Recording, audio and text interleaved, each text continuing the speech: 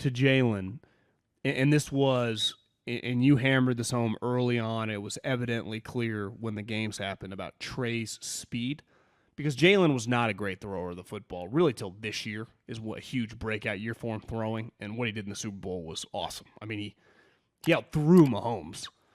Not that anyone would say he's a better passer, but just in terms of throwing. I mean, that's one of the greatest games he's ever played. Yeah. In the biggest stage. I mean, he played to win. Like, he was not – the Eagles lost. Jalen Hurts won that game. Early on, those last games when Carson got benched, and then in the year when they went 9-8 and got the 7th seed, he really relied on his legs, and he could because he was an elite runner of the football. Not because he's super fast. He's not Lamar or Kyler, but his instincts as a runner made it where, like, we can function with this guy, right? Even though I remember he had a Dallas Monday night game. He threw some picks. It was very rocky. I mean, the strides he took this year were fucking incredible. But he held his spot because of his legs. And it was something going back to Alabama and then Oklahoma. Like, he could hang his hat. Guy, as a former fired NFL scout, I thought, like, you know what?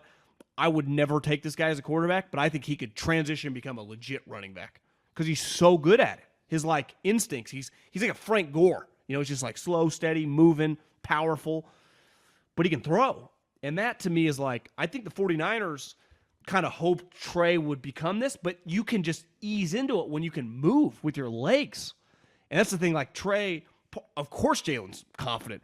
He's run around Alabama at practice for 3 years as a starting quarterback on top of SEC defenses. And he went to Oklahoma and kicked everyone's ass, right? And then hell, he got to Philly and ran around and it worked. And that's the thing, when you get these running quarterbacks, like, I think we see right away, Kyler, Lamar, Jalen, all else fails, my legs can work. And I'm confident moving. Right. And that'll give me enough rope buffer to kind of get into it. To learn, to see if I can figure out the other stuff. Kyler could throw. Kyler's arm was much more like an elite quarterback arm, right? Just in terms of power and everything. Right. Lamar was kind of a work in progress. Jalen was a massive work in progress.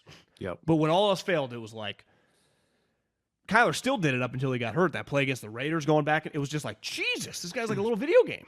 Yeah, it's like, a great point. Like Trey is like, I remember thinking, let's ad-lib a little. Kaepernick could really do that early on. It was like he could run around. What's one thing you're great at, right? Are you comfortable at one thing? And Kaepernick was, Jalen was. Trey doesn't feel like he is. Not to make this about, there were injuries and all kinds of other things, but you're right. If he was a more explosive, dynamic, confident runner, then maybe the situation would be like different. When you say with the ball in his hands, he's one of the best playmakers in the league. That's what you say about Lamar. It's what you say about Kyler. It's what you say about Jalen. It's like, this guy's a problem, right? It's honestly why Fields is getting the chance he's getting. Great example. So it's just like, hey, if we can get this guy.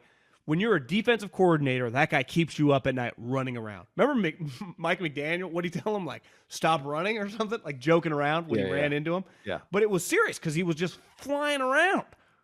So when all else fails, it's like, listen, the passing game's going to be a work in progress, but this fucking guy at any moment can go. Jalen's less likely to go like 80, but the other guys could. But Jalen's more likely to he can have 4 straight runs at like 20 yards a pop. It's why I think defensive coaches that become head coaches are always more likely to get just a mobile quarterback as their quarterback, because it creates problems. It's not necessarily the guy that's going to win you a championship all the time, and it's not necessarily the guy that your quarterback coach or your OC want to call plays for. But as a defensive coach, defensive coaches say it all the time, like, oh man, these guys just give us headaches. And so defensive coaches become head coaches. I think they're more likely to just be apt to get a mobile quarterback as their quarterback, because it just creates so many problems for them. And then if you add the next layer, which all the guys that are mobile that we've talked about, Josh Allen had to really improve as a passer. Mahomes got a year to just sit, and his mobility was less. It was less about that. It's not part of this. He's more like Favre kind of a. Yeah, he's not part of this conversation. Colin got a lot of time, and it never took the next. When Ron Jaworski said he could be the greatest quarterback of all time, it was like, well, what he was saying was, if he could add that other level of throwing, we've never seen an athlete like this add that, who could quite do that. and then you get time, and then we find out if you can do it or not. And Jalen, Well, forever, that's the way college football was for the most part, right? They're either a true pocket quarterback or a lot of guys like that, and you just kind of figure it out and you could win with them. Now those guys are translating to the NFL, and like people are looking for it, and then they kind of keep coaching you up. Like forever, there was a ton of like Jalen's and DTRs and stuff, but they'd never transitioned to college. well, think or, about to the pros, and now it's about like kind of Eric what Kraus, you want. all these like guys that ran like these. Now there, he was not athletically like Jalen, but who were running quarterbacks, but they were small. That's the thing Well- about Jalen. He's not tiny. Well, like is Caleb a runner? No, first Feel- and foremost, he's a passer. He's a creator. Yeah. He's not so much a zone read runner. He's a creator. What's going to be interesting? To me, it's a little more Mahomesy. I'm telling you, I am really fascinated to watch Deion's kid. Like, is Deion's kid a passer? Heard 'Cause he's I think good. He is. Can he move? But is he a? I mean, I would imagine genetically. Yeah, I mean, I've heard he looked good. That their defense doesn't look good, but he looks good. Well, they got offensive players, right? Yeah.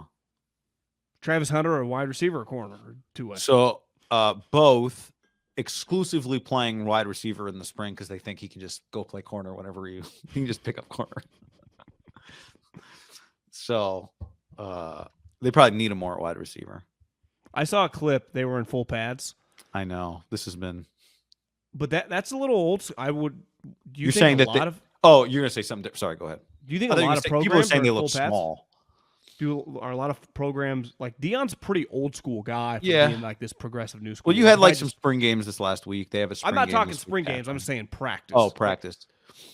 I think you get some. You don't necessarily get full tackling to the ground, but you. That's what it looked like Deion was doing. Yeah, because he's not giving guys numbers, right? We Yeah. talked about that You see, Belichick was at Jed's practice. at Arizona's practice. Yeah. Can you imagine just being like in a drill and looking up and seeing his fucking crusty ass staring at you? As Gronk is over there just dancing away without a shirt on, wearing like big old Oakleys.